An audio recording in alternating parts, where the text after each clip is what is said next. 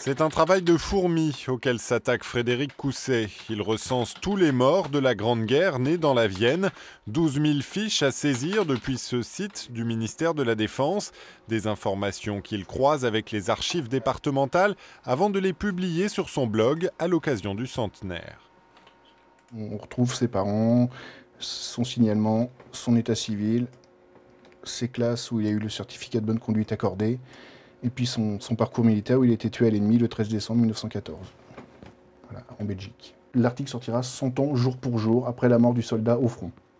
Donc, ce qui permettra de créer une sorte de monument aux morts virtuel de tous les soldats de la Vienne morts au front.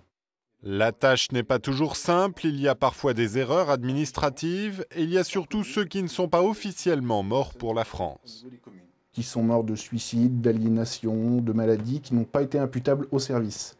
C'est-à-dire que ces morts-là, je vais aussi à la chasse les recenser, mais alors sans base officielle pour le moment.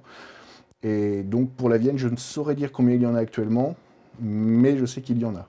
Frédéric mène son enquête et retrouve le plus souvent la trace de ces soldats méconnus grâce à divers documents, correspondances ou archives familiales et à l'entraide entre amateurs de généalogie. Je ne suis pas un expert en Grande Guerre, je suis juste un passionné de Grande Guerre. Et retrouver tout, voilà, tout le parcours de ces soldats qui étaient de simples cultivateurs pour la plupart, et qu'on a un petit peu, pas oublié, mais faire ressortir tous ces gens, à mon sens, c'est un devoir. Un devoir de mémoire qu'il invite à partager pour que ces noms, ces visages ne se perdent pas. Il lui reste 1 an pour terminer son inventaire.